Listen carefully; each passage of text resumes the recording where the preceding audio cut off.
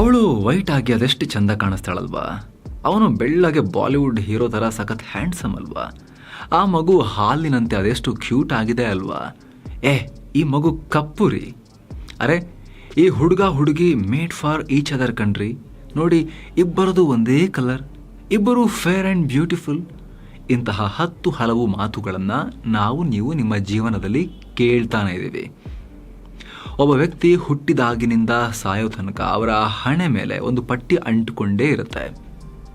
ಆ ಹಣೆ ಪಟ್ಟಿ ಯಾವ್ದು ಗೊತ್ತಾ? ಅವರ ಚರ್ಮದ ಕಲರ್, ಬೆಳ್ಳಗಿದಾರ ಕಪ್ಪಗಿದಾರ ಅಂತ. ಮಹಿಳೆಯರಿಗಂತೂ ಈ ಬಣ್ಣದ ಐಡೆಂಟಿಟಿ ಬೆನ್ನು ಬೆಡದ ಭೂತ. ಇದು ಬೆಳ್ಳಗಿದ್ರೆ ಅರ್ಹತೆ ಮೀರಿದ ಹೊಗಳಿಕೆ ಸಿಗುತ್ತೆ.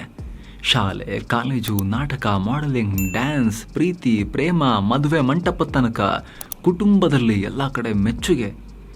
ಏನು ಚಂದ ಬೆಳ್ಳಿಗೆ. ಕಪ್ಪಗಿದ್ರೆ ವಿನಾಕಾರಣ ತೆಗಳಿಕೆ ಬಂದು ಅಪ್ಪಳಿಸುತ್ತೆ.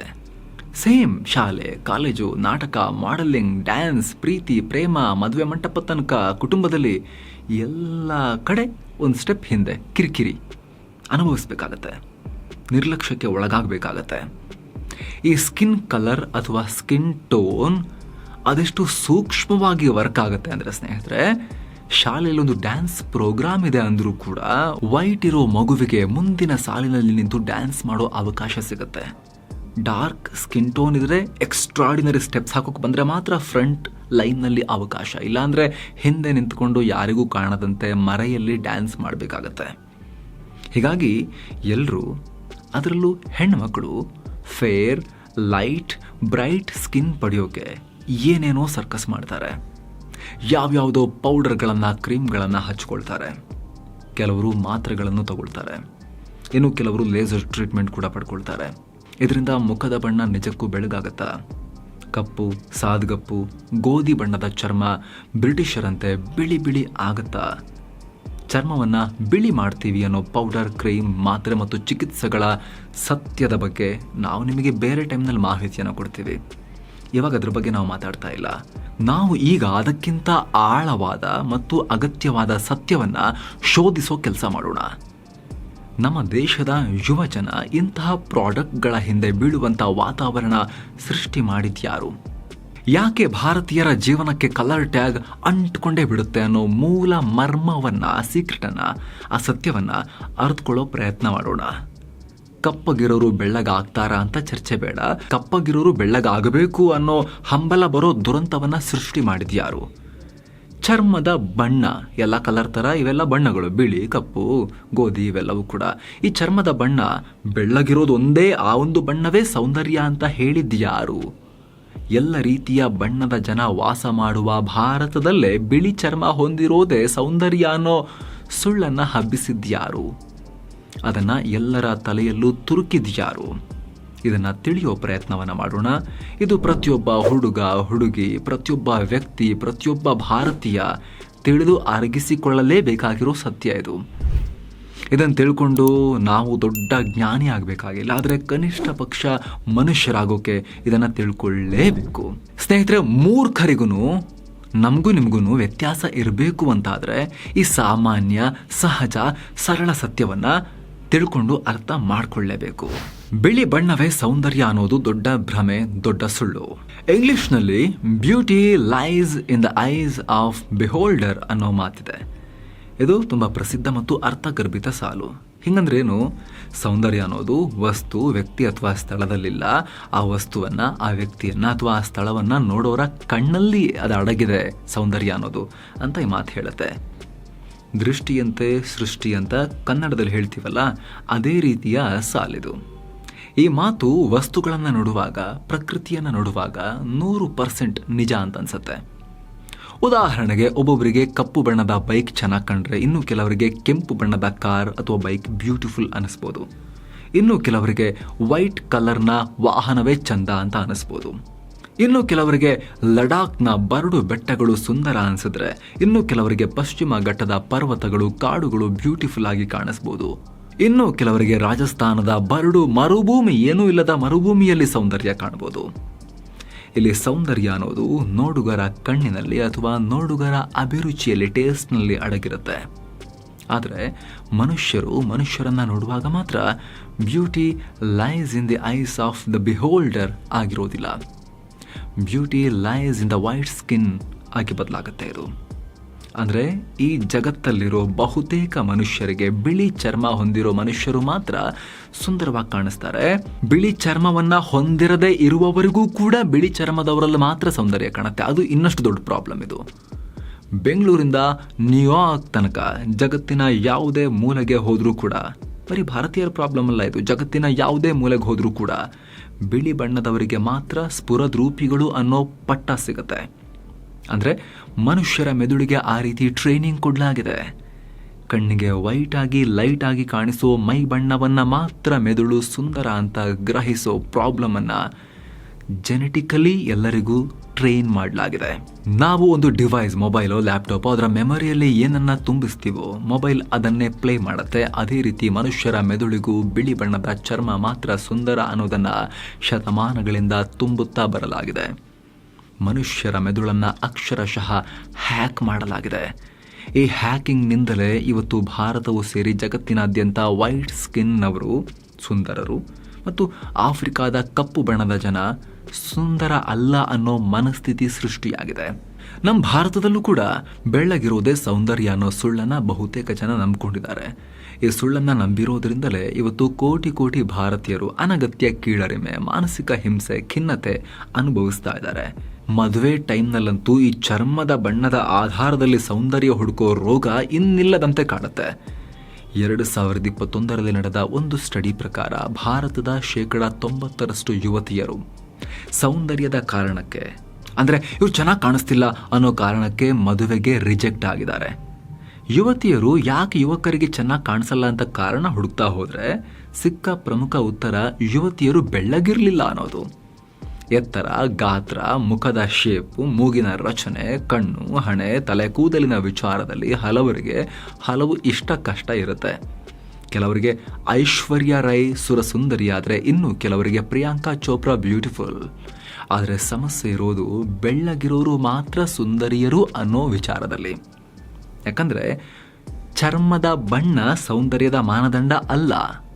ಸ್ಕಿನ್ ಕಲರ್ ಸೌಂದರ್ಯವನ್ನು ಅಳೆಯುವ ಅಳತೆಗೋಲು ಅಲ್ಲ. ಆದರೂ ಜನ ಮೈ ಬಣ್ಣವನ್ನೇ ಸೌಂದರ್ಯದ ಮುಖ್ಯ ಮಾನದಂಡವನ್ನಾಗಿ ಇಟ್ಕೊಳ್ತಾರೆ. ಇದರಿಂದ ಅದೆಷ್ಟೋ ಯುವತಿಯರು ರಿಜೆಕ್ಟ್ ಆಗ್ತಾರೆ. ಕಪ್ಪು ಬಣ್ಣದ ಅದೆಷ್ಟೋ ಯುವತಿಯರು ತಮಗೆ ಸೂಕ್ತ ಜೋಡಿ ಅಲ್ಲದ ಯುವಕನನ್ನೋ ಅಥವಾ ಅಂಕಲನ್ನೋ ಮದುವೆಯಾಗೋ ಅನಿವಾರ್ಯತೆಗೂ ಸಿಕ್ಕಾಕೊಳ್ತಾರೆ.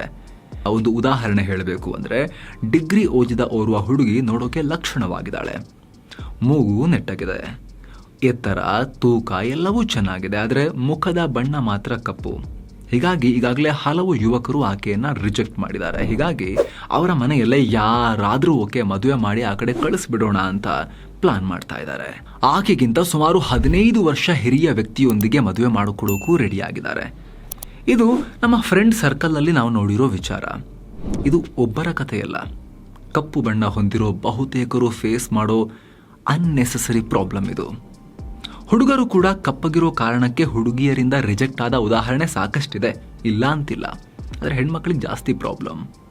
ಹೀಗೆ ಬಣ್ಣದ ಕಾರಣಕ್ಕೆ ಎದುರಾಗುವ ತಿರಸ್ಕಾರ ಯುವಕ ಯುವತಿಯರ ಕಾನ್ಫಿಡೆನ್ಸ್ ಲೆವೆಲನ್ನು, ಅವರ ಆತ್ಮವಿಶ್ವಾಸವನ್ನು ಡೌನ್ ಮಾಡಿಬಿಡತ್ತೆ, ಖಿನ್ನತೆಗೆ ಜಾರೋ ರೀತಿ ಮಾಡಿಬಿಡುತ್ತೆ. ತಾವು ಕಪ್ಪಾಗಿ ಹುಟ್ಟಿದ್ದೇ ದೊಡ್ಡ ಅಪರಾಧನ ಅನ್ನೋ ಚಿಂತೆ ಅವ್ರನ್ನ ಕಾಡುತ್ತೆ. ಕೆಲವೊಂದು ಸಲ ಎಂಥ ಟ್ರ್ಯಾಜಿಡಿ ಅಂದರೆ, ಹೆತ್ತಿರೋ ಅಪ್ಪ ಅಮ್ಮ ತಾವು ಕಪ್ಪಗಿರ್ತಾರೆ, ಆದರೆ ಮಕ್ಕಳು ಬೆಳ್ಳಗಿರಬೇಕು ಅಂತ ನಿರೀಕ್ಷೆ ಮಾಡ್ತಾರೆ. ಇದರಿಂದ ಮಕ್ಕಳಿಗೆ ಮೆಂಟಲಿ ಸ್ಟ್ರೆಸ್ ಕೊಡ್ತಾರೆ. ಆಗ ಮಕ್ಕಳು ಹೇಗಾದರೂ ಮಾಡಿ ಬೆಳ್ಳಗಾಗೋಣ ಅಂತ ಪೌಡರು, ಕ್ರೀಮ್ ಇತ್ಯಾದಿ ಮಾತ್ರೆಗಳ ಮೊರೆ ಹೋಗ್ತಾರೆ. ಬರೀ ಮದುವೆ ವಿಚಾರ ಅಷ್ಟೇ ಅಲ್ಲ, ಜೀವನದ ಬೇರೆ ಬೇರೆ ಘಟ್ಟಗಳಲ್ಲೂ ಕಪ್ಪು ಬಣ್ಣ ಜನ ಮಾನಸಿಕ ಹಿಂಸೆ ಅನುಭವಿಸ್ತಾರೆ. ಮಗು ಹುಟ್ಟುತ್ತಾ ಇದ್ದ ಹಾಗೆ ತಾರತಮ್ಯ ಶುರು ಮಾಡಿಬಿಡ್ತಾರೆ. ನಮ್ಮ ಕರ್ನಾಟಕದಲ್ಲೂ ಕಪ್ಪಗಿರೋರಿಗೆ ಕರಿಯ ಅಂತ ಹೀಗಳೆಯೋದು ಸರ್ವೇ ಸಾಮಾನ್ಯ ವಿಚಾರ. ತಮಾಷೆ ರೀತಿನೂ ಕರೀತಾರೆ ಅದನ್ನು. ಸಿನಿಮಾ ಕೂಡ ಬಂದಿದೆ ಆ ಹೆಸರಲ್ಲಿ, ಅದೇ ವರ್ಡ್ನ ಸಾಂಗ್ ಕೂಡ ಇದೆ. ತುಂಬ ಜನರಿಗೆ ಕಪ್ಪು ಮೈ ಬಣ್ಣ ಅವ್ರನ್ನ ಬೇರೆ ಬೇರೆ ಕ್ಷೇತ್ರಗಳಲ್ಲಿ ತಡೆಯುತ್ತೆ, ಬ್ಲಾಕ್ ಮಾಡುತ್ತೆ. ಅವರ ಟ್ಯಾಲೆಂಟ್ ಹೊರಬರದಂತೆ ಬ್ಲಾಕ್ ಮಾಡುತ್ತೆ. ಈ ಬಿಳಿ ಬಣ್ಣ ಶ್ರೇಷ್ಠ ಅಥವಾ ಸುಂದರ, ಕಪ್ಪು ಬಣ್ಣ ಕನಿಷ್ಠ ಅಥವಾ ಕುರೂಪ ಅನ್ನೋ ಮನಸ್ಥಿತಿ ಇಂತಹ ಸಾಲು ಸಾಲು ಅನಾಹುತಗಳನ್ನು ಸೃಷ್ಟಿ ಮಾಡ್ತಲೇ ಇದೆ. ಹಾಗಾದರೆ ಇಂತಹ ಮನಸ್ಥಿತಿ ಸೃಷ್ಟಿಯಾಗಿದೆ ಹೇಗೆ? ಹೇಗಿದು ನಿಮ್ಮೆಲ್ಲರ ಮೆದುಳನ್ನ ಈ ರೀತಿ ಈ ವೈರಸ್ ಹ್ಯಾಕ್ ಮಾಡ್ತು? ನೋಡ್ತಾ ಹೋಗೋಣ. ಜಗತ್ತಿನಾದ್ಯಂತ ಬಿಳಿ ಬಣ್ಣದ ಯುರೋಪಿಯನ್ನರ ಆಳ್ವಿಕೆ. ಇವತ್ತು ಭಾರತದ ಮಗು ಕಪ್ಪಗಿರೋ ತನ್ನ ಸ್ನೇಹಿತನಿಗೆ ಕರಿಯ ಅಂತ ಟೀಸ್ ಮಾಡ್ತಿದೆ ಅಂದ್ರೆ ಅದಕ್ಕೆ ಮುಖ್ಯ ಕಾರಣ 16, 17, 18 ಮತ್ತು 19ನೇ ಶತಮಾನದಲ್ಲಿ ನಡೆದ ಯುರೋಪಿಯನ್ನರ ದಾಳಿಗಳು. ಬ್ರಿಟಿಷರು, ಫ್ರೆಂಚರು, ಪೋರ್ಚುಗೀಸರು, ಡಚ್ಚರು ಸೇರಿದಂತೆ ಯುರೋಪ್ ಖಂಡದ ಹಲವು ದೇಶಗಳ ಜನ ಹೆಚ್ಚು ಕಡಿಮೆ ಇಡೀ ಜಗತ್ತಿನ ಮೇಲೆ ದಾಳಿ ಮಾಡಿದ್ರು. ಭಾರತ, ಆಫ್ರಿಕಾ ಮತ್ತು ಅಮೆರಿಕ ದೇಶಗಳನ್ನ ದಾಳಿ ಮಾಡಿ ವಶಕ್ಕೆ ತಗೊಂಡು ಆಳ್ವಿಕೆ ಮಾಡಿದ್ರು. ಯುರೋಪಿಯನ್ನರು ಬಿಳಿ ಚರ್ಮದ ಜನರಾಗಿದ್ದರಿಂದ ತಾವು ಹೋದ ಕಡೆಗೆಲ್ಲ ಬಿಳಿ ಬಣ್ಣವೇ ಶ್ರೇಷ್ಠ, ಸುಂದರ ಅನ್ನೋ ಭ್ರಮೆಯನ್ನ ಸೃಷ್ಟಿ ಮಾಡಿದ್ರು. ಭಾರತ ಕಂಡ ಅಪ್ಪಟ ಸಮಾಜವಾದಿ ರಾಮ್ ಮನೋಹರ್ ಲೋಹಿಯಾ ಬಹಳ ಹಿಂದೆನೆ ಈ ಕುರಿತು ಡೀಟೇಲ್ ಆಗಿ ಒಂದು ಆರ್ಟಿಕಲ್ ಬರೆದಿದ್ದಾರೆ. ರಾಮ್ ಮನೋಹರ್ ಲೋಹಿಯಾ ಪ್ರಕಾರ ಆಫ್ರಿಕಾ ಖಂಡದ ಕಪ್ಪು ಜನರು ಯುರೋಪಿಯನ್ನರ ರೀತಿ ಈ ಜಗತ್ತಿನ ಮೇಲೆ ದಾಳಿ ಮಾಡಿ ಎಲ್ಲವನ್ನ ವಶಕ್ಕೆ ತಗೊಂಡು ಆಳ್ವಿಕೆ ಮಾಡುತ್ತಿದ್ರೆ ಇವತ್ತು ಸೌಂದರ್ಯದ ಅಳತೆಗೋಲು ಬಿಳಿ ಬಣ್ಣದ ಬದಲಾಗಿ ಕಪ್ಪು ಬಣ್ಣ ಆಗಿರ್ತಾ ಇತ್ತು. ಜಗತ್ತಿನ ಎಲ್ಲ ಜನರು ಕಪ್ಪು ಬಣ್ಣ ಹೊಂದೋಕೆ ಪ್ರಯತ್ನ ಪಡ್ತಾ ಇದ್ರು. ಈಗ ಜನ ಬಿಸಿಲಿಗೆ ಹೋದ್ರೆ ಸ್ಕಿನ್ ಟ್ಯಾನ್ ಆಗ್ಬಿಡುತ್ತೆ ಅಂತ ಹೆದರ್ತಾರೆ. ಒಂದು ವೇಳೆ ಆಫ್ರಿಕಾದ ಜನರು ಈ ಜಗತ್ತಿನ ಮೇಲೆ ಪ್ರಭುತ್ವ ಸಾಧಿಸಿದ್ದರೆ ಜಗತ್ತಿನ ಜನ ಬಿಸಿಲಲ್ಲಿ ಮಲಕೊಂಡು ಆದಷ್ಟು ಕಪ್ಪ ಕಾಣಿಸೋಕೆ ಪ್ರಯತ್ನ ಪಡ್ತಾ ಇದ್ರು ಅಂತ ಅನಿಸುತ್ತೆ. ಅಂದ್ರೆ ಅಕ್ರಮವಾಗಿ ಬಲ ಪ್ರಯೋಗದಿಂದ ಮತ್ತು ಕುತಂತ್ರಗಳಿಂದ ತಮ್ಮ ವಸಾಹತುಗಳನ್ನ ಜಗತ್ತಿನಾದ್ಯಂತ ಹರಡಿದ್ದ ಯುರೋಪಿಯನ್ನರು ತಮ್ಮ ಅಧಿಕಾರ ಮತ್ತು ಪ್ರಭಾವ ಬಳಸಿ ತಮ್ಮ ಮೈ ಬಣ್ಣವೇ ಸೌಂದರ್ಯದ ಮಾನದಂಡ ಮತ್ತು ಶ್ರೇಷ್ಠ ಅನ್ನೋದನ್ನ ಜನರ ತಲೆಗೆ ತುಂಬಿದ್ರು. ನಾವು ಇವತ್ತಿಗೂ ಅದನ್ನೇ ತಲೆಲಿಟ್ಕೊಂಡು ಅದೇ ಭ್ರಮೆಯಲ್ಲಿ ಬದುಕ್ತಾ ಬಿಳಿ ಬಣ್ಣವೇ ಸೌಂದರ್ಯ ಕಂಡ್ರಿ ಅಂತ ಬದುಕ್ತಾ ಇದ್ದೀವಿ. ನಮ್ಮ ಪುರಾಣಗಳನ್ನ ಕೊಂಚ ಸೂಕ್ಷ್ಮವಾಗಿ ನೋಡಿದ್ರೆ ಭಾರತದ ಇತಿಹಾಸದಲ್ಲಿ ಕೆಲವೊಂದಿಷ್ಟು ವರ್ಷವಾದರೂ ಕೂಡ ಸೌಂದರ್ಯದ ಮಾನದಂಡಕ್ಕೆ ಬಣ್ಣದ ಕೊಳೆ ಅಂಟಿರಲಿಲ್ಲ ಅನ್ನೋದು ತಿಳಿಯುತ್ತೆ. ಯಾಕಂದ್ರೆ ಕೆಲ ಪುರಾಣಗಳಲ್ಲಿ ಬಿಳಿ ಬಣ್ಣದವರೇ ಸುಂದರಿಯರು ಅಥವಾ ಸುಂದರರು ಅನ್ನೋ ಭ್ರಮೆ ಕಾಣಿಸಲ್ಲ. ಉದಾಹರಣೆಗೆ ಮಹಾಭಾರತದಲ್ಲಿ ಬರುವ ಶ್ರೀಕೃಷ್ಣ ಮತ್ತು ದ್ರೌಪದಿ. ಇಡೀ ಮಹಾಭಾರತವನ್ನೇ ತನ್ನ ತಾಳಕ್ಕೆ ತಕ್ಕಂತೆ ಕುಣಿಸುವ ಶ್ರೀಕೃಷ್ಣರ ಮೈಬಣ್ಣ ಬಿಳಿ ಅಲ್ಲ, ಕಪ್ಪು ಅಂತ ಹೇಳ್ತಾರೆ. ಕೆಲವರು ಡಾರ್ಕ್ ಬ್ಲೂ ಅಂತ ಹೇಳ್ತಾರೆ. ಕೃಷ್ಣಂಗೆ ಶ್ಯಾಮ ಅಂತ ಕರೆಯೋದು ಅದಕ್ಕೆ. ಶ್ಯಾಮ ವರ್ಣ ಅಂದ್ರೆ ಕಪ್ಪು ಮೈಬಣ್ಣದವ ಅಂತ ಅರ್ಥ ಬರುತ್ತೆ. ಅಂದ್ರೆ ಕೋಟ್ಯಂತರ ಜನ ಇಂದಿಗೂ ಪೂಜಿಸುವ ಜಗದೇಕ ಸುಂದರ ಶ್ರೀಕೃಷ್ಣ ಓರ್ವ ಕಪ್ಪು ವರ್ಣೀಯ. ಕೆಲವರು ಶ್ರೀಕೃಷ್ಣ ಕಪ್ಪಿರಲಿಲ್ಲ, ನೀಲಿ ಬಣ್ಣ ಹೊಂದಿದ್ರು ಅಂತ ಹೇಳಬಹುದು. ಶ್ರೀಕೃಷ್ಣರ ಮೈಬಣ್ಣ ನೀಲಿ ಆಗಿರಲಿ, ಕಪ್ಪಾಗಿರಲಿ, ಬಿಳಿಯಂತೂ ಅಲ್ವಲ್ಲ. ಮಹಾಭಾರತದ ಪ್ರಕಾರ ಬಿಳಿ ಚರ್ಮಕ್ಕೂ ಸೌಂದರ್ಯಕ್ಕೂ ಸಂಬಂಧ ಇಲ್ವಲ್ಲ. ಬಿಳಿ ಸೌಂದರ್ಯದ ಮಾನದಂಡ ಅಲ್ವಲ್ಲ. ಮೈಬಣ್ಣ ಕಪ್ಪಿರೋರು ಅಥವಾ ನೀಲಿ ಇರುವವರು ಕೂಡ ಸುಂದರರು ಅಂತ ಸಾಬೀತಾಯ್ತಲ್ಲ. ಇದೇ ರೀತಿ ಪಂಚ ಪಾಂಡವರ ಪತ್ನಿ ದ್ರೌಪದಿಯ ಮೈಬಣ್ಣ ಕೂಡ ಕಪ್ಪು ಅಥವಾ ನೀಲಿ. ದ್ರೌಪದಿಯು ಮಹಾನ್ ಸುಂದರಿಯೇ. ಬರೀ ಸುಂದರಿಯಲ್ಲ, ಮಹಾನ್ ಚತುರೆ, ರಾಜನೀತಿ ಪ್ರವೀಣೆ. ಮಹಾಭಾರತದಲ್ಲಿ ರಾಜಕಾರಣದ ಕುರಿತು, ಜೀವನದ ಕುರಿತು ಶ್ರೀಕೃಷ್ಣರ ಜ್ಞಾನಕ್ಕೆ ಸರಿಸಮನಾಗಿ ಮಾತನಾಡುವ ವ್ಯಕ್ತಿ ಯಾರಾದರೂ ಇದ್ರೆ ಅದು ದ್ರೌಪದಿ ಅಂತ ಹೇಳ್ತಾರೆ. ಇಂತಹ ದ್ರೌಪದಿ ಕಪ್ಪು ಮಹಿಳೆ. ಅಷ್ಟೇ ಅಲ್ಲ, ದೇಶದಲ್ಲಿ ಅತಿ ಹೆಚ್ಚು ಪೂಜಿಸಲ್ಪಡುವ ಪರಶಿವರ ಮೈ ಬಣ್ಣವೂ ನೀಲಿ. ಶಿವರನ್ನ ನೀಲಕಂಠ ಅಂತಾನೆ ಕರಿತೀವಿ. ಕೈಯಲ್ಲಿ ಡಮರುಗ ಮತ್ತು ತ್ರಿಶೂಲ ಹಿಡಿದು ಸ್ಮಶಾನ ಕಾಯುವ ಶಿವ ಫೇರ್ ಅಂಡ್ ಲವ್ಲಿ ಹಚ್ಕೊಂಡು ಸುಂದರವಾಗಿ ಕಾಣಿಸ್ತಾ ಇದ್ರ. ಪಾರ್ವತಿ ದೇವಿ ಶಿವರಿಗೆ ನೀವು ಬೆಳ್ಳಗಿಲ್ಲ ಮಹಾಪ್ರಭು, ಹೀಗಾಗಿ ನಿಮ್ಮನ್ನ ವರಿಸೋಕೆ ಆಗೋದಿಲ್ಲ ಅಂತ ಹೇಳಿದ್ರ? ಇಲ್ವಲ್ಲ. ನಮ್ಮ ಸಂಸ್ಕೃತಿಯಲ್ಲೇ, ನಮ್ಮ ಪರಂಪರೆಯಲ್ಲೇ, ನಮ್ಮ ಧಾರ್ಮಿಕ ನಂಬಿಕೆಗಳಲ್ಲೇ ಸೌಂದರ್ಯದ ಮಾನದಂಡ ಬಿಳಿ ಅಲ್ಲ. ನಮ್ಮ ಹಳ್ಳಿಗಳಲ್ಲಿ ಜನ ಮೈ ಬಣ್ಣದ ಕುರಿತು ಮಾತನಾಡ್ತಾ ಬಣ್ಣವನ್ನ ತೊಳ್ಕೊಂಡು ಕುಡಿಯೋಕಾಗತ್ತಾ ಅಂತ ಕೇಳ್ತಾರೆ. ಅಂದ್ರೆ ಮೈ ಬಣ್ಣ ಯಾವ್ದಾದ್ರೇನು, ಬದುಕು ಮುಖ್ಯ ಅನ್ನೋ ಮಾತನ್ನ ಹೇಳ್ತಾರೆ. ಹೀಗಾಗಿ ಇದು ನಮ್ಮ ಮೇಲೆ ಹೇರಲ್ಪಟ್ಟಿದ್ದು ಅನ್ನೋದು ಕ್ಲಿಯರ್. ಆದ್ರೆ ಈ ಹೇರಿಕೆಯನ್ನ ರಿಜೆಕ್ಟ್ ಮಾಡದೆ, ತಿರಸ್ಕರಿಸದೆ ತಲೆ ಮೇಲೆ ಹೊತ್ಕೊಂಡು ನಾವೇ ಅನುಭವಿಸ್ತಾ ಇರೋ ನೋವು ಮಾತ್ರ ಅತ್ಯಂತ ಅಸಹನೀಯ. ನಾವು ಅಂದ್ರೆ ನಮ್ಮ ಜನ. ಅದು ಹೇಗೆ ಅಂತ ಕೂಡ ಎಕ್ಸ್ಪ್ಲೇನ್ ಮಾಡ್ತೀವಿ ನೋಡಿ. ಇತ್ತೀಚೆಗೆ ಒಂದು ರೀಲ್ಸ್ ಓಡಾಡ್ತಾ ಇದೆ. ಆ ರೀಲ್ಸ್ನ ಸಾರಾಂಶ ಇಷ್ಟೇ. ಒಂದು ಹುಡುಗ, ನೀ ಯಾಕೆ ನನ್ನ ನಂಬರನ್ನ ಕರಿಯಾ ಅಂತ ನಿನ್ನ ಫೋನ್ನಲ್ಲಿ ಸೇವ್ ಮಾಡ್ಕೊಂಡಿದ್ದೀಯಾ ಅಂತ ಕೇಳ್ತಾನೆ. ಅದಕ್ಕೆ ಆ ಹುಡುಗಿ, ಆಯ್ತು ಕರಿಯಾ ಅನ್ನೋದನ್ನ ಡಿಲೀಟ್ ಮಾಡ್ತೀನಿ, ಆ ಬಳಿಕ ನೀನು ಬೆಳ್ಳಗಾಗ್ತೀಯಾ ಅಂತ ಕೇಳ್ತಾಳೆ. ಅಂದ್ರೆ ಆ ರೀಲ್ಸ್ನ ಮುಖ್ಯ ಉದ್ದೇಶ ಕಪ್ಪು ಮೈ ಬಣ್ಣದ ಹುಡುಗನನ್ನ ಕಿಚಾಯಿಸೋದು. 2024ರಲ್ಲೂ ನಮ್ಮ ವಿದ್ಯಾವಂತ ಯುವ ಜನರು ಬಣ್ಣದ ಆಧಾರದ ಮೇಲೆ ಜನರನ್ನ ಕೀಳಾಗಿ ಕಾಣ್ತಾರೆ. ಅಂದ್ರೆ ಇದಕ್ಕಿಂತ ದೊಡ್ಡ ದುರಂತ ಇಲ್ವೇ ಇಲ್ಲ. ಬಣ್ಣದ ಆಧಾರದ ಮೇಲೆ ಜನರನ್ನ ಅಪಮಾನಕ್ಕೆ ಒಳಪಡಿಸೋ ಮೂರ್ಖರು ನಮ್ಮ ನಡುವೆ ಇದ್ದಾರೆ ಅಂದ್ರೆ ಇದು ಅವರಿಗೆ ಮಾತ್ರ ಅಲ್ಲ, ನಮ್ಮೆಲ್ಲರಿಗೂ ಅಪಮಾನ. ನಿಮ್ಮಲ್ಲಿ ಕೆಲವರಾದ್ರೂ ಇತ್ತೀಚೆಗೆ ತೆರೆ ಕಂಡ ಯುವ ಸಿನಿಮಾ ನೋಡಿರ್ಬೋದು. ಈ ಸಿನಿಮಾದಲ್ಲಿ ನಿರ್ದೇಶಕರು ಒಂದು ಹಾಸ್ಯದ ಸನ್ನಿವೇಶ ಸೃಷ್ಟಿ ಮಾಡೋಕೆ ಕಪ್ಪು ಬಣ್ಣದ ವ್ಯಕ್ತಿಯನ್ನ ಬಳಸಿದ್ದಾರೆ. ಕಪ್ಪು ಬಣ್ಣದ ವ್ಯಕ್ತಿಯನ್ನ ವಿಕಾರವಾಗಿ ತೋರಿಸಿ ಎಲ್ಲರನ್ನ ಹೆದರಿಸುವ ವ್ಯಕ್ತಿ ಅಂತ ಬಿಂಬಿಸಿದ್ದಾರೆ. ಕಪ್ಪು ಬಣ್ಣದ ಜನರನ್ನ ನೋಡಿದ್ರೆ ನಮಗೆ ಭಯ ಆಗತ್ತಾ? ಭಯ ಆಗಬೇಕಾ? ದೇವಸ್ಥಾನದಲ್ಲಿರೋ ಕಪ್ಪು ಬಣ್ಣದ ಶಿವಲಿಂಗವನ್ನ ನೋಡಿ ನಾವು ಹೆದರ್ಕೊಳ್ತೀವ ಸ್ವಾಮಿ? ರಸ್ತೆಯಲ್ಲಿ ಹೋಗುವಾಗ ಕಪ್ಪು ಬಣ್ಣದ ಡಾಂಬರ್ ನೋಡಿ ನಮಗೆ ಭಯ ಆಗುತ್ತಾ? ತುಂಬ ಮನೆಗಳಲ್ಲಿ ಅಪ್ಪ ಬೆಳ್ಳಗಿರ್ತಾರೆ, ಅಮ್ಮ ಕಪ್ಪಗಿರ್ತಾರೆ. ಕೆಲವೊಂದ್ಸಲ ಅಮ್ಮ ಕಪ್ಪಗಿರ್ತಾರೆ, ಅಪ್ಪ ಬೆಳ್ಳಗಿರ್ತಾರೆ. ಮೈ ಬಣ್ಣದಲ್ಲಿ ಅಪ್ಪನನ್ನ ಹೋಲೋ ಮಕ್ಕಳು ಬಿಳಿ ಬಣ್ಣವನ್ನ ಹೊಂದಿರ್ಬೋದು. ಅಥವಾ ಅಪ್ಪ ಅಮ್ಮಂದ್ರಲ್ಲಿ ಒಬ್ಬರು ಕಲರ್ ಬಂದಿರೋ ಮಕ್ಕಳು ತಂದೆ ತಾಯಿಯರಲ್ಲಿ ಒಬ್ಬರಿಗೆ ಹೋಲ್ದೇ ಇರ್ಬೋದು ಕಲರಲ್ಲಿ. ಅವರು ಆ ತಂದೆನೋ ತಾಯಿನೋ ನೋಡಿ ಹೆದರ್ಕೊಳ್ತಾರ ಕಪ್ಪಿದ್ದಾರೆ ಅಂತ ಮಕ್ಕಳು. ಕಪ್ಪು ಬಣ್ಣದ ಜನರನ್ನ ಹಾಸ್ಯ ಮಾಡೋದು, ಕಾಮಿಡಿಯ ವಸ್ತು ಮಾಡಿ ತೋರಿಸೋದು, ಕುರೂಪಿಗಳಂತೆ ತೋರಿಸೋದು ಮೊದಲು ನಿಲ್ಲಬೇಕು. ಕನ್ನಡ ಸಿನಿಮಾ ರಂಗದಲ್ಲಿ ಮಾತ್ರ ಇಲ್ಲ, ಎಕ್ಸಾಂಪಲ್ ಅಷ್ಟೇ ಕೊಟ್ವಿ ನಾವು ಈ ಸಿನಿಮಾದು. ಈ ರೀತಿ ತುಂಬ ಸಿನಿಮಾಗಳಲ್ಲಿ ಕನ್ನಡದಲ್ಲಾಗಿದೆ, ಸುಮಾರು ಡೈರೆಕ್ಟರ್ಸ್ ಮಾಡಿದ್ದಾರೆ. ಬಾಲಿವುಡ್, ಹಾಲಿವುಡ್ ಎಲ್ಲ ಸಿನಿಮಾ ರಂಗದಲ್ಲೂ ಇದೇ ಪ್ರಾಬ್ಲಮ್ ಇದೆ. ಇವುಗಳಲ್ಲಿ ಎಲ್ಲಿ ತನಕ ಬಿಳಿ ಬಣ್ಣ ಸುಂದರ, ಕಪ್ಪು ಬಣ್ಣ ಕುರೂಪ ಅನ್ನೋ ಭ್ರಮೆಯನ್ನು ಬಿತ್ತಲಾಗುತ್ತೋ ಅಲ್ಲಿ ತನಕ ಜನರ ನಡುವೆನೂ ಈ ತಾರತಮ್ಯ ನಡೀತಾನೆ ಇರುತ್ತೆ. ನೀವು ಗಮನಿಸಿ ನೋಡಿ, ಎಲ್ಲ ಸಿನಿಮಾಗಳು ಮತ್ತು ಧಾರಾವಾಹಿಗಳಲ್ಲಿ ನಟಿಯರು ಬಿಳಿ ಬಣ್ಣದವರೇ ಆಗಿರ್ತಾರೆ. ಈ ಮೂಲಕ ಬೆಳ್ಳಗಿರೋರು ಮಾತ್ರ ಸುಂದರಿಯರು ಅಂತ ನಮ್ಮ ಮನರಂಜನಾ ಕ್ಷೇತ್ರ ಕೂಡ ಬಿಂಬಿಸ್ತಾ ಇದೆ. ಹೀರೋಗಳು ಬೇಕಾದರೆ ಕಪ್ಪು ಬಣ್ಣದವರಾಗಿರ್ಬೋದು, ಆದರೆ ಹೀರೋಯಿನ್ಗಳು ಮಾತ್ರ ಬಿಳಿ ಬಣ್ಣದವರೇ ಇರಬೇಕು ಅನ್ನೋ ಮನಸ್ಥಿತಿ ಇದೆ. ಕಪ್ಪು ಬಣ್ಣದವರು ಜಾಸ್ತಿ ಇರೋ ರಾಜ್ಯ ತಮಿಳುನಾಡು. ಅಲ್ಲಿನ ಸಿನಿಮಾ ರಂಗ ನೋಡಿ, ಅಲ್ಲಿ ಮಹಿಳೆಯರು ಹೀರೋಯಿನ್ ಆಗಲ್ಲ ಕಪ್ಪಿದ್ರೆ. ಹೀರೋಗಳು ಕಪ್ಪಾಗಿದ್ರು ಪರವಾಗಿಲ್ಲ, ನಡೆಯುತ್ತೆ. ಆದರೆ ಹೀರೋಯಿನ್ಗಳು ಮಾತ್ರ ಬಿಳಿ ಬಣ್ಣದವರೇ ಆಗಿರ್ಬೇಕು ಇವರಿಗೆ. ಇದು ನಮಗೆ ನಾವೇ ಹೇರ್ಕೊಳ್ತಿರೋ ಕೀಳರಿಮೆ. ಬಿಳಿ ಬಣ್ಣ ಸುಂದರ ಅನ್ನೋ ಭ್ರಮೆಯಿಂದಲೇ ಕೋಟಿ ಕೋಟಿ ಲಾಭ. ಬೆಳ್ಳಕ್ ಕಾಣಿಸೋಕೆ ಈ ಕ್ರೀಮ್ ಹಚ್ಚಿ, ಆ ಪೌಡರ್ ಹಚ್ಚಿ ಅಂತ ಟಿವಿಗಳಲ್ಲಿ ಬರುವ ಹೀರೋ ಹೀರೋಯಿನ್ಗಳನ್ನ ನೀವು ನೋಡಿರ್ಬೋದು. ಹಣಕ್ಕಾಗಿ ಇಂತಹ ಜಾಹೀರಾತು ಮಾಡೋದು ಎಷ್ಟು ಕೀಳು ಮಟ್ಟದ ಕೆಲಸ ಅಂತ ಹೇಳಿದ್ರೆ, ಅಂತಹ ಹೀರೋ ಹೀರೋಯಿನ್ಗಳ ಹೆಸರನ್ನ ನಮ್ಮ ಬಾಯಲ್ಲಿ ಹೇಳೋದು ಕೂಡ ಪಾಪ ಅಂತ ಅನ್ಸುತ್ತೆ. ಈ ಸ್ಕಿನ್ ವೈಟ್ನಿಂಗ್ ಇಂಡಸ್ಟ್ರಿ ಜಗತ್ತಲ್ಲಿ ದೊಡ್ಡದಾಗಿ ಬೆಳೆದಿದೆ. 2020 ನಡೆದ ಅಧ್ಯಯನದ ಪ್ರಕಾರ ಜಗತ್ತಲ್ಲಿ $8 ಬಿಲಿಯನ್ ಮೌಲ್ಯದ ಪೌಡರ್ ಮತ್ತು ಕ್ರೀಮ್ಗಳು ಮಾರಾಟ ಆಗಿವೆ. 2026ರಲ್ಲಿ ಈ ಅಮೌಂಟ್ $11.8 ಬಿಲಿಯನ್ ಏರೋ ಅಂದಾಜಿದೆ. $1 ಬಿಲಿಯನ್ ಅಂದರೆ ಸುಮಾರು 8 ರಿಂದ 8.5 ಸಾವಿರ ಕೋಟಿ ರೂಪಾಯಿ ಆಗುತ್ತೆ. ಆ ರೀತಿ $11 ಬಿಲಿಯನ್, ಆಲ್ಮೋಸ್ಟ್ $12 ಬಿಲಿಯನ್ ರೀಚ್ ಆಗೋ ಅಂದಾಜಿದೆ. 2012ರಲ್ಲಿ ಭಾರತದಲ್ಲಿ ಭರ್ತಿ 258 ಟನ್ ಸ್ಕಿನ್ ಲೈಟ್ನಿಂಗ್ ಕ್ರೀಮ್ ಮಾರಾಟ ಆಗಿತ್ತು. ಈಗಂತೂ ಇದು ಕನಿಷ್ಠ 1000 ಟನ್ಗೆ ತಲುಪಿರುತ್ತೆ. ಅಷ್ಟು ತಗೊಂಡು ಹಚ್ಕೊಳ್ತಾ ಇದ್ದಾರೆ ಜನ. ಭಾರತದಲ್ಲಿ ಪ್ರತಿ ವರ್ಷ ಸಾವಿರಾರು ಕೋಟಿ ರೂಪಾಯಿಯ ಸ್ಕಿನ್ ವೈಟ್ನಿಂಗ್ ಕ್ರೀಮ್ ಮತ್ತು ಪೌಡರ್ ಸೇಲ್ ಆಗುತ್ತೆ. ಹೀಗಾಗಿ ಈ ಉತ್ಪನ್ನಗಳನ್ನ ತಯಾರು ಮಾಡೋ ಕಂಪನಿಗಳು ಬಿಳಿ ಬಣ್ಣದಿಂದ ಏನೆಲ್ಲ ಲಾಭ ಇದೆ ಅಂತ ತೋರಿಸೋಕೆ ನಾನಾ ರೀತಿಯ ಅಸಂಬದ್ಧ ಜಾಹೀರಾತುಗಳನ್ನ ಮಾಡ್ತಾರೆ. ಬೆಳ್ಳಕ್ ಕಾಣಿಸಿದ್ರೆ ಸಮಾಜದಲ್ಲಿ ಗೌರವ ಸಿಗುತ್ತೆ, ಉತ್ತಮ ಉದ್ಯೋಗ ಸಿಗುತ್ತೆ, ಉತ್ತಮ ಸಂಗಾತಿ ಸಿಗ್ತಾರೆ, ಸಿನಿಮಾದಲ್ಲಿ ಚಾನ್ಸ್ ಸಿಗುತ್ತೆ, ಹುಡುಗ ಹುಡುಗಿರೆಲ್ಲ ಮೆಚ್ಕೊಂಡ್ಬಿಡ್ತಾರೆ. ಹೀಗೆ ಏನೇನೋ ತಲೆಬುಡ ಇಲ್ಲದ ಮೆಸೇಜ್ಗಳನ್ನ ಪಾಸ್ ಮಾಡ್ತಾರೆ ಜಾಹೀರಾತುಗಳ ಮೂಲಕ.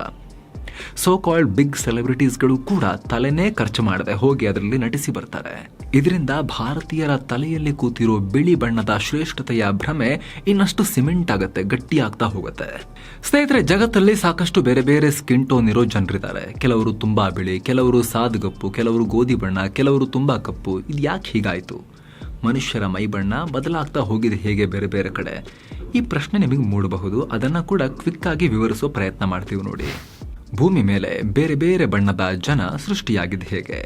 ಬಹುತೇಕ ಸ್ಟಡೀಸ್ ಪ್ರಕಾರ 50,000ದಿಂದ 70,000 ವರ್ಷಗಳ ಹಿಂದೆ ಇಡೀ ಜಗತ್ತಿನ ಜನರ ಪೂರ್ವಜರು, ಅಂದ್ರೆ ನಿಮ್ಮೆಲ್ಲರ ಪೂರ್ವಜರು ಆಫ್ರಿಕಾ ಖಂಡದಲ್ಲಿದ್ರು. ಅಂದ್ರೆ ಸಮಭಾಜಕ ರೇಖೆಯ ಸುತ್ತಮುತ್ತ ವಾಸ ಮಾಡ್ತಾ ಇದ್ರು. ಭೂಮಿಯ ಈ ಪ್ರದೇಶ ಸೂರ್ಯನ್ಗೆ ಕೊಂಚ ಹತ್ತಿರ ಇರೋದ್ರಿಂದ ಇಲ್ಲಿ ಬಿಸಿಲು ಜಾಸ್ತಿ, ನೇರವಾಗಿ ಬಿಸಿಲು ಬೀಳುತ್ತೆ. ಸೂರ್ಯನ ಅಲ್ಟ್ರಾ ವೈಲೆಟ್ ಕಿರಣಗಳು ಇಲ್ಲಿ ನೇರವಾಗಿ ಬೀಳುತ್ತೆ. ಹೀಗಾಗಿ 50,000 ವರ್ಷಗಳ ಹಿಂದೆ ನಿಮ್ಮೆಲ್ಲರ ಪೂರ್ವಜರು ಈಗ ಆಫ್ರಿಕಾದಲ್ಲಿರೋ ಜನರಂತೆ ಕಡುಗಪ್ಪು ಬಣ್ಣವನ್ನ ಹೊಂದಿದ್ರು. ಇದಕ್ಕೆ ಕಾರಣ ನಮ್ಮ ದೇಹದಲ್ಲೇ ಉತ್ಪಾದನೆಯಾಗೋ ಸನ್ಸ್ಕ್ರೀನ್.